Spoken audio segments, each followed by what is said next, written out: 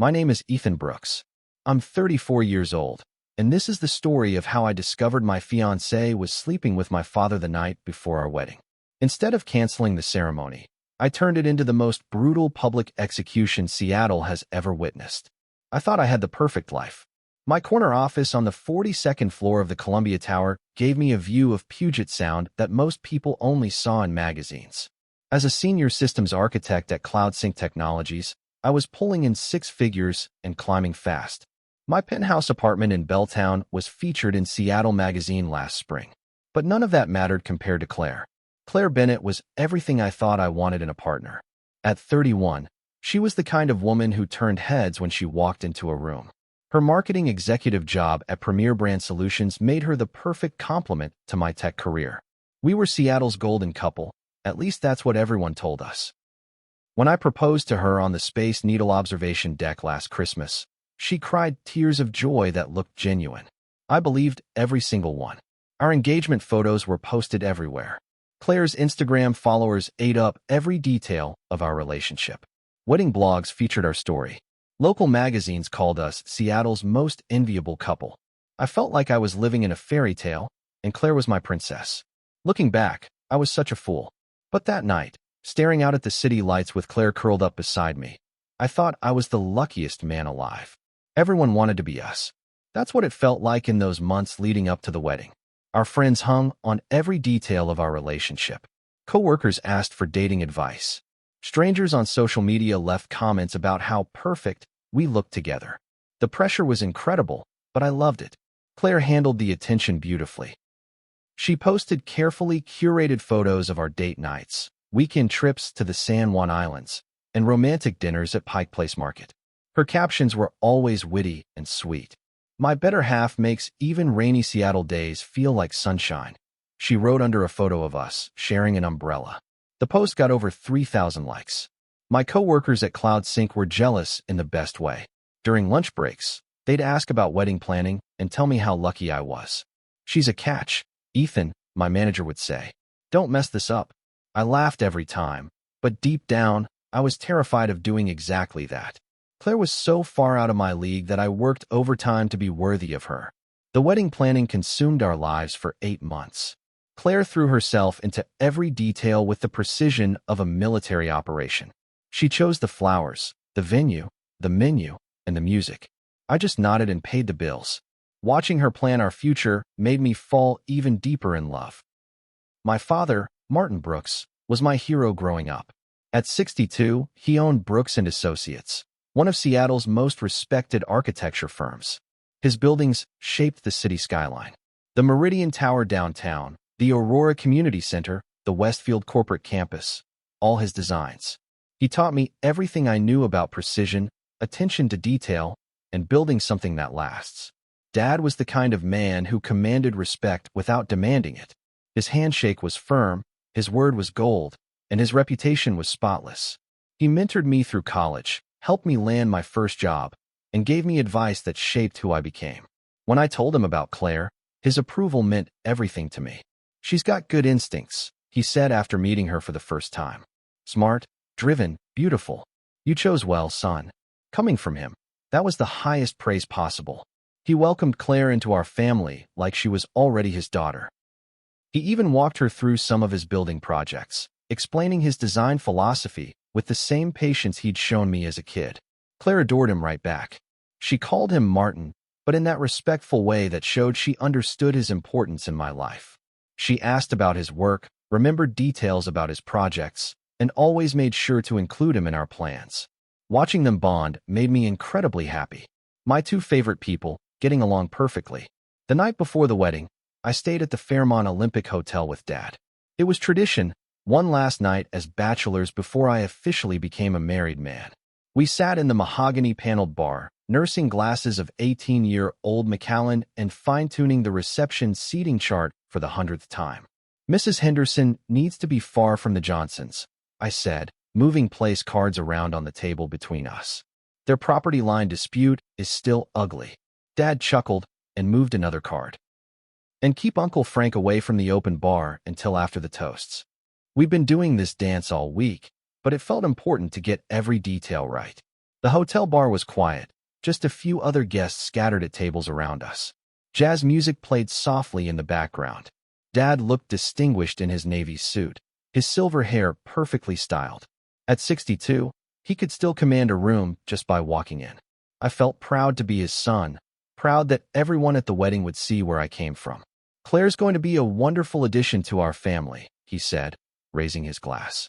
"To the future Mrs. Brooks." We clinked glasses and drank. The whiskey burned warm in my chest. Tomorrow, I'd marry the woman of my dreams, with my father standing beside me as best man. Life couldn't get any better. Dad excused himself to use the restroom, leaving his phone on the table beside his whiskey glass. I wasn't trying to spy. I was just moving his glass to make room for the place cards when the screen lit up with a notification. A text message from Claire. The preview showed just enough to make my blood freeze. "Can't wait to feel you inside me again tomorrow night, while Ethan's passed out drunk." My hands started shaking. This couldn't be real. There had to be an explanation. Maybe it was meant for someone else. Maybe I was reading it wrong. But when I picked up the phone and saw the full message thread, my world collapsed completely. Months of messages. Photos I never wanted to see.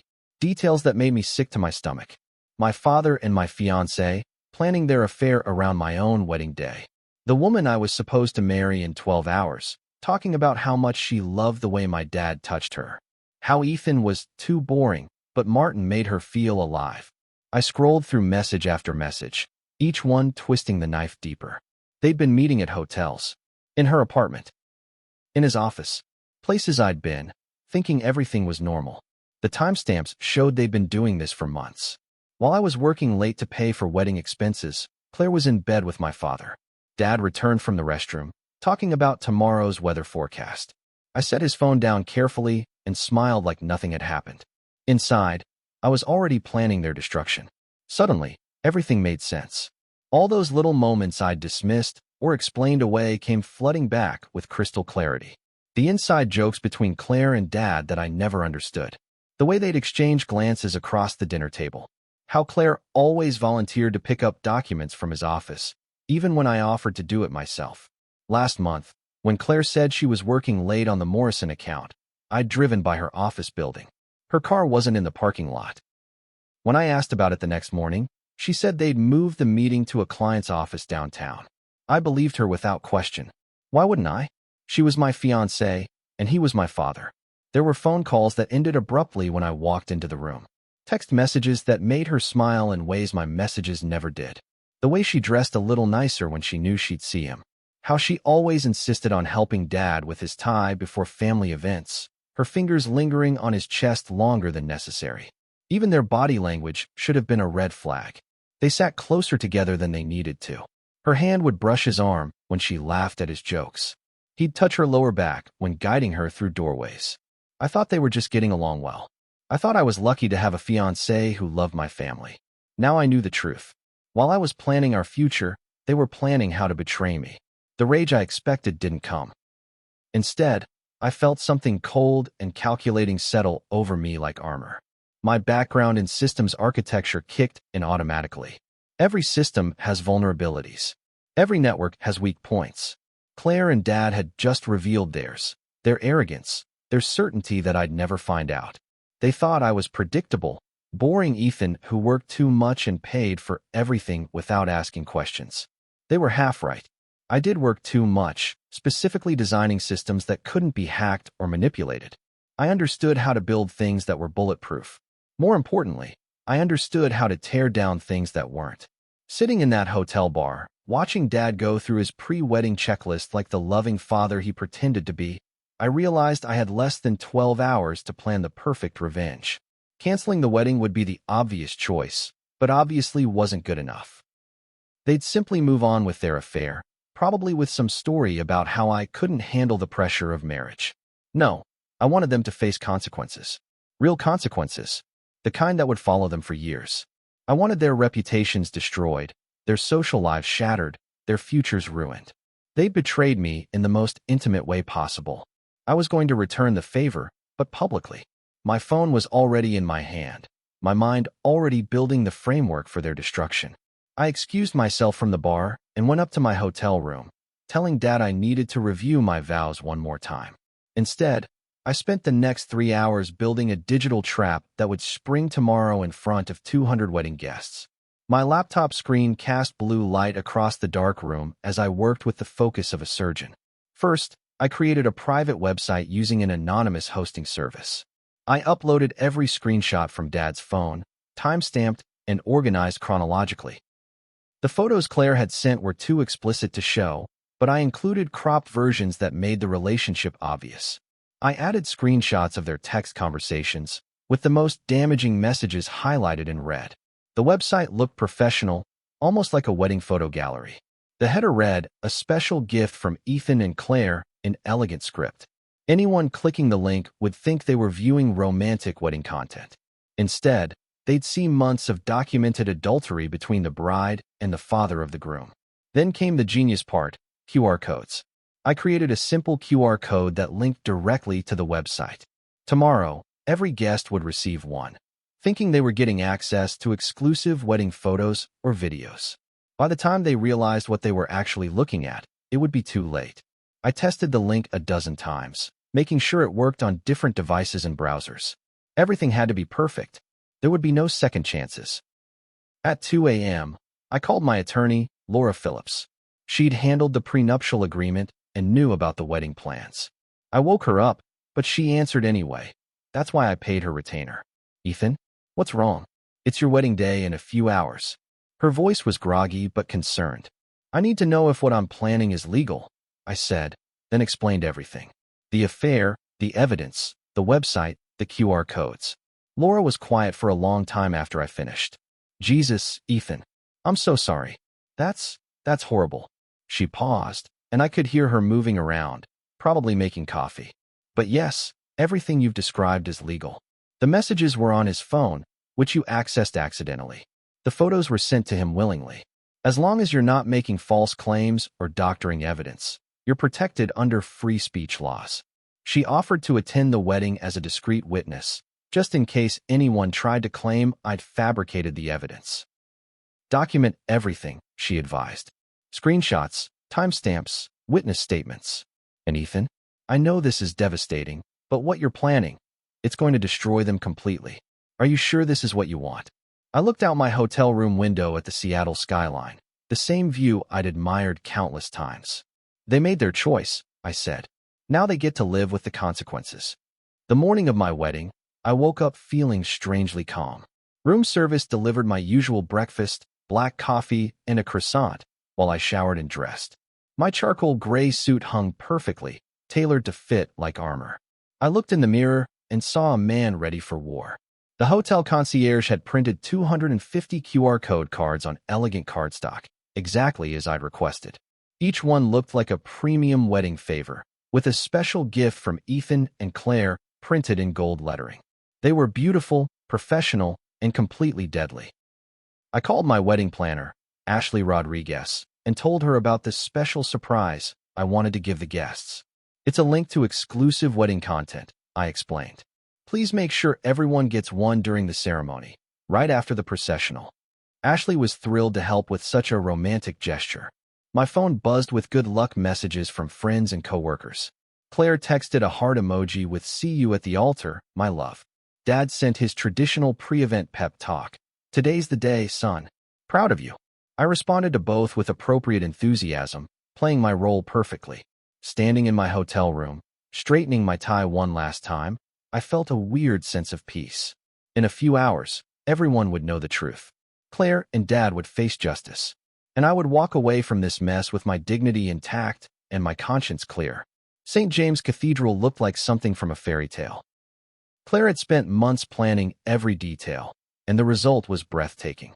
White roses and baby's breath decorated every pew. Soft classical music filled the Gothic arches. Candles flickered at the altar, casting warm light over the stone walls. 200 guests filled the pews, dressed in their finest clothes and chattering excitedly. Claire's family dominated the left side. Her parents, her siblings, aunts and uncles I'd met at engagement parties. My side was smaller but included coworkers, college friends, and family members who traveled from across the country. Dad stood at the altar in his best man position, looking distinguished and proud. He'd given me a firm handshake and a "ready for this, son," when I arrived. His performance was Academy Award worthy. If I hadn't seen those text messages, I never would have suspected he was sleeping with my bride. Claire appeared at the back of the cathedral, and every head turned. Her dress was stunning. Ivory silk with delicate lace details, a cathedral train that flowed behind her like water. Her smile was radiant, her eyes bright with what looked like genuine joy. She was beautiful, and she was about to be destroyed. As she walked down the aisle, I watched the guests' faces.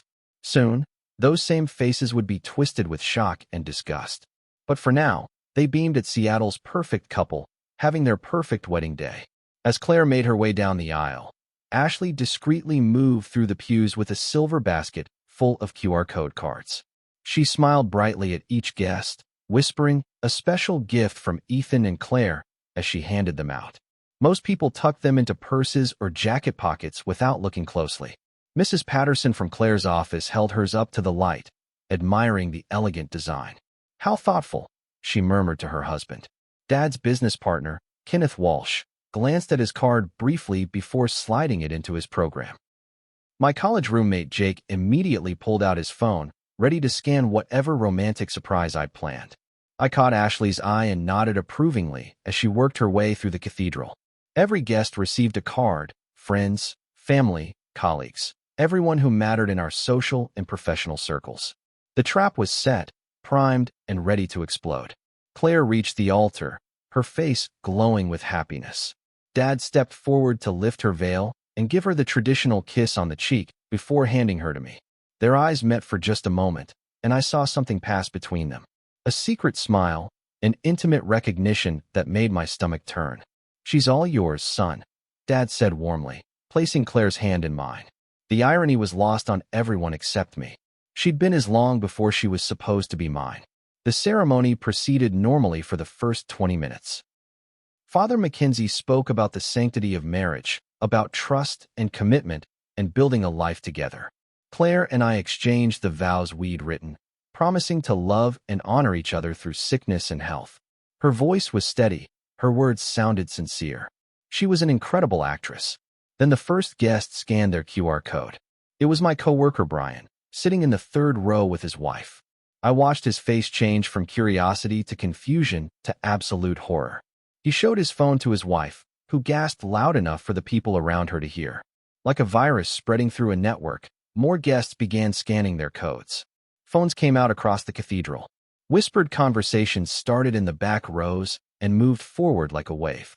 I could see people's expressions changing from joy to shock to disgust as they realized what they were looking at. Mrs. Patterson's face went white as paper.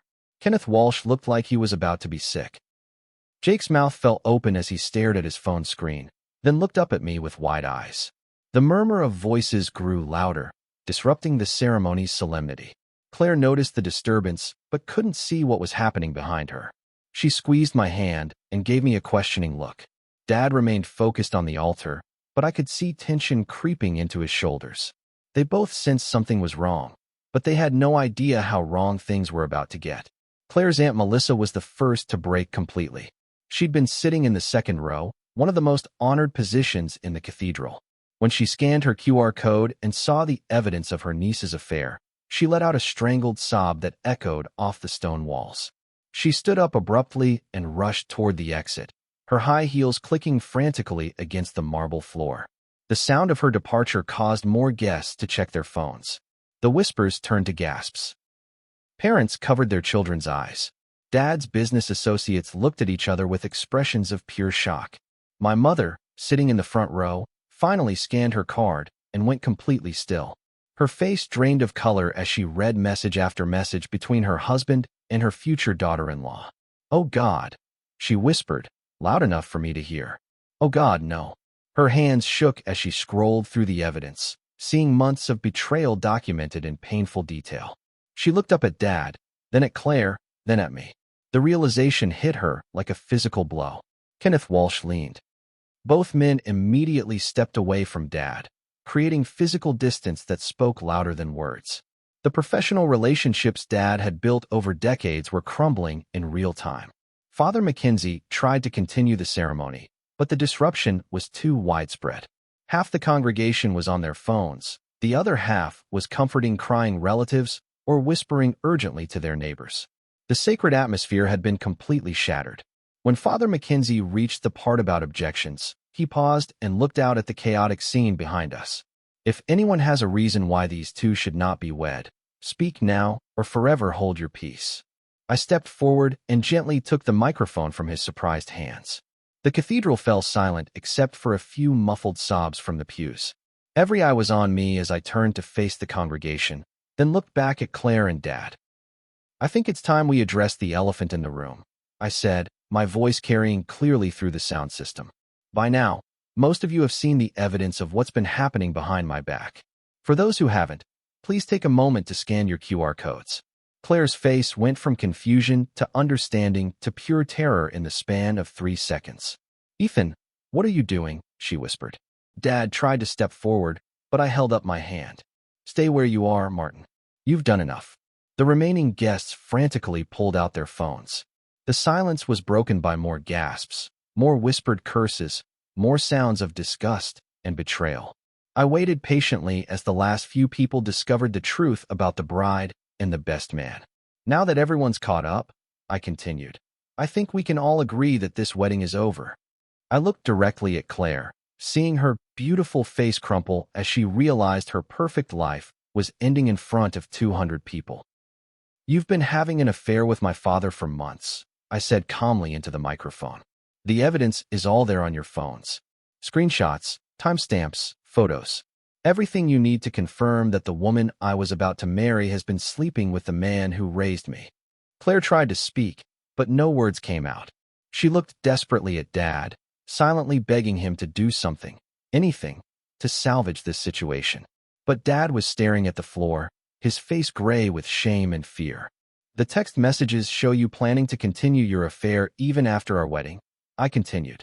You talked about how boring I am, how much better Martin makes you feel, how easy it would be to keep me in the dark while you two carried on behind my back. The cathedral was dead silent now except for Claire's quiet sobs.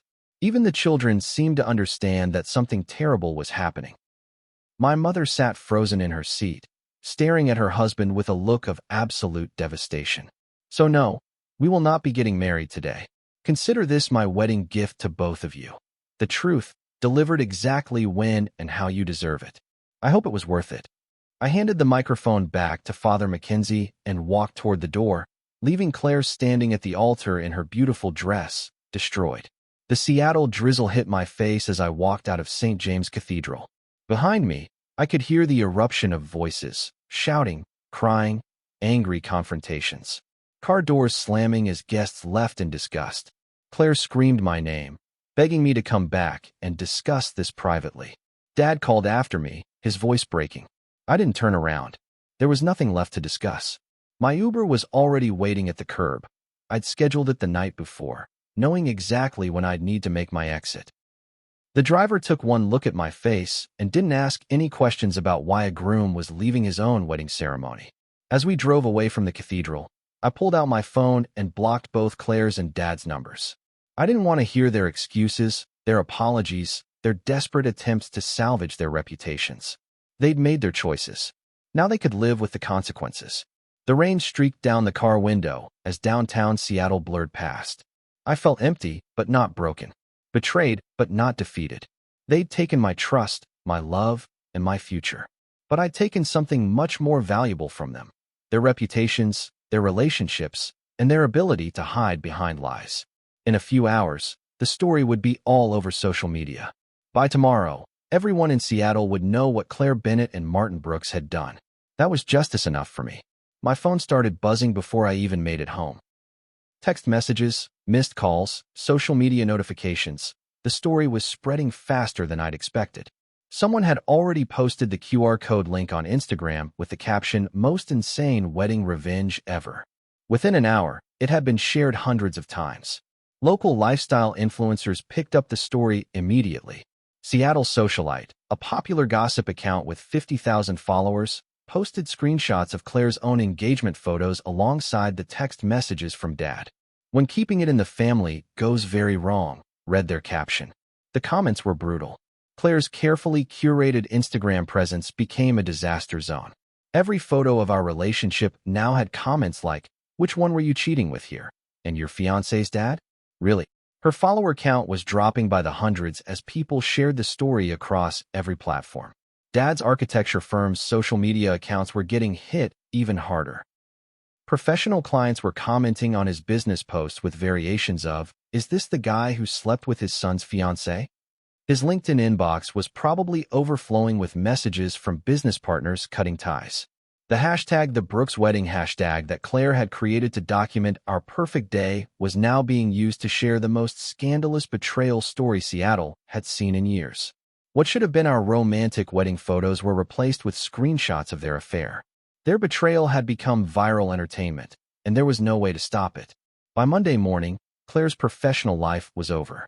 Premier Brand Solutions called an emergency meeting with their leadership team, and by noon, she was cleaning out her desk. Her boss, Angela Morrison, released a carefully worded statement about conduct incompatible with our company values and maintaining public trust in our brand integrity.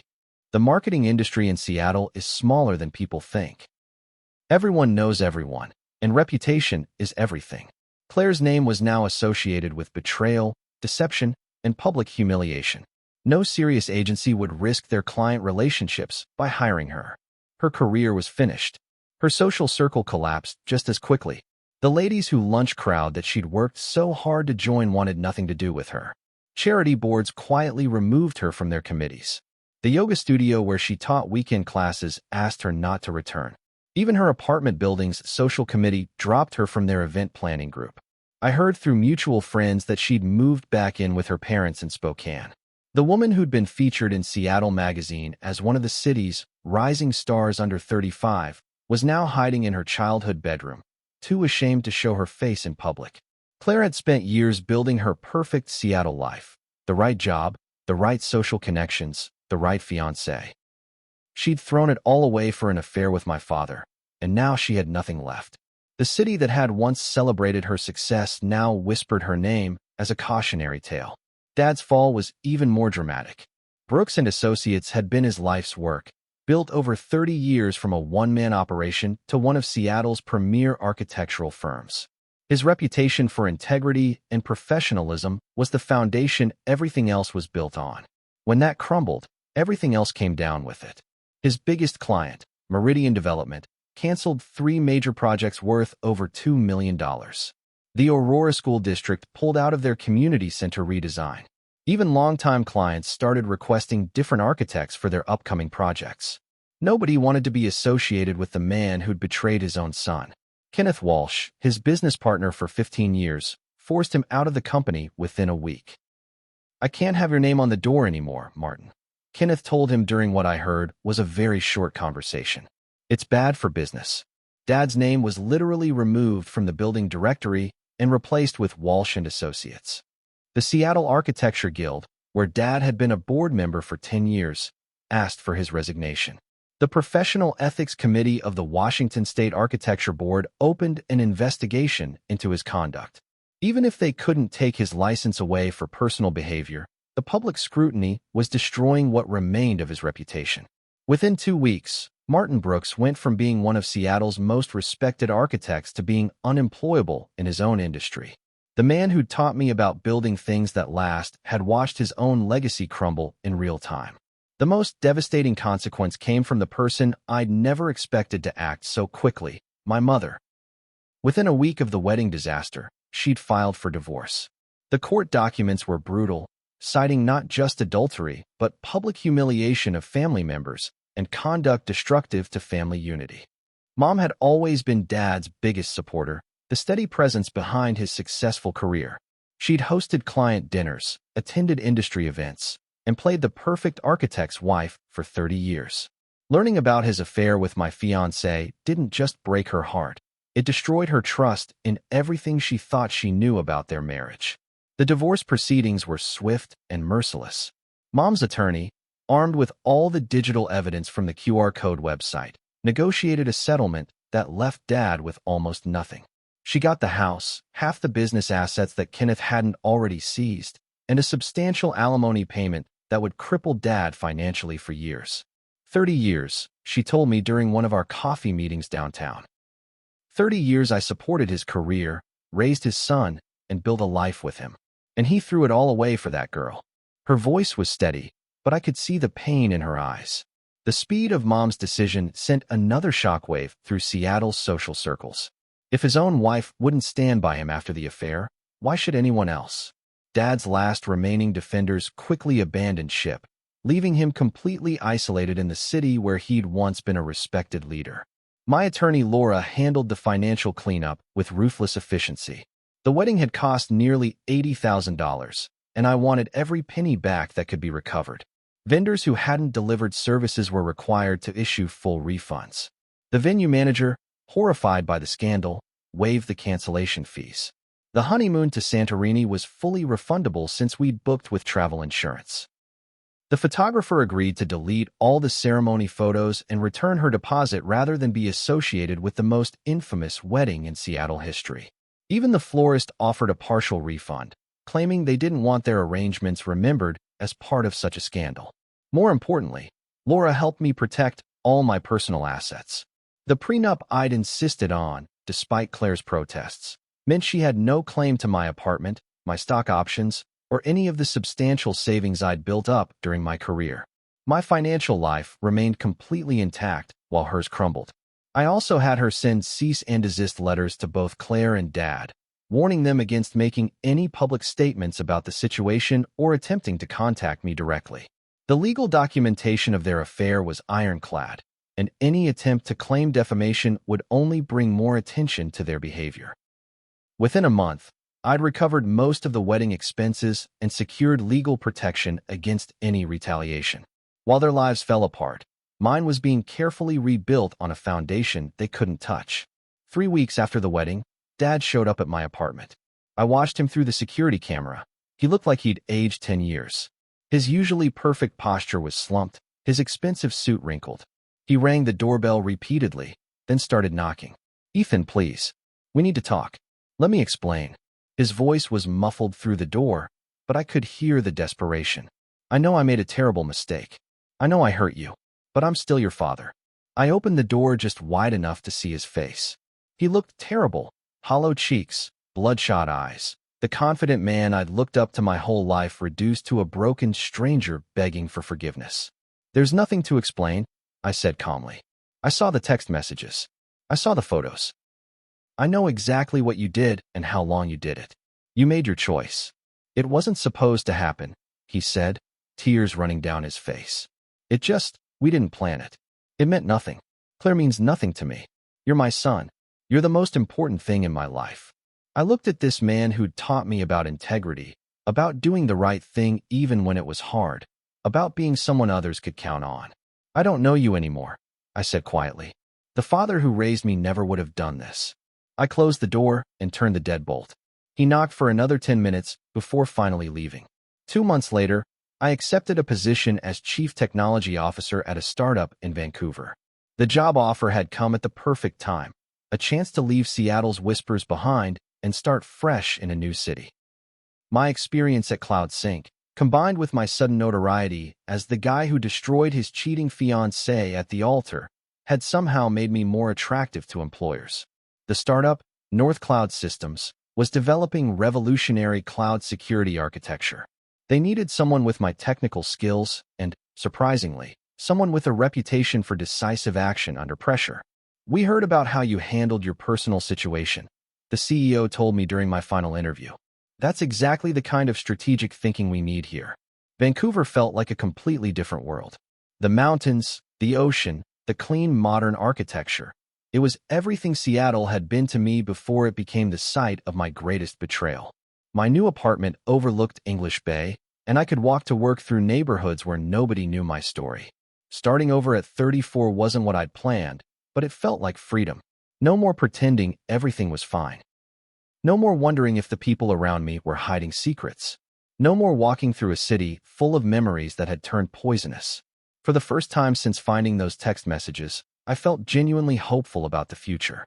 6 months later, I was having drinks with my new colleagues when someone mentioned they'd seen a story online about the most savage wedding revenge in history. They pulled out their phone and started reading details that were almost accurate. The affair, the QR codes, the public exposure at the altar. Can you imagine? My coworker laughed. Just standing there and letting them destroy themselves in front of everyone they know? That's some cold-blooded revenge right there. I just smiled and changed the subject. They had no idea they were talking to the protagonist of Seattle's favorite cautionary tale. The story had taken on a life of its own. Wedding planners apparently used it as an example of why couples should be completely honest with each other. Seattle Magazine had run a feature on the most dramatic society events of the decade, with our wedding disaster taking the top spot.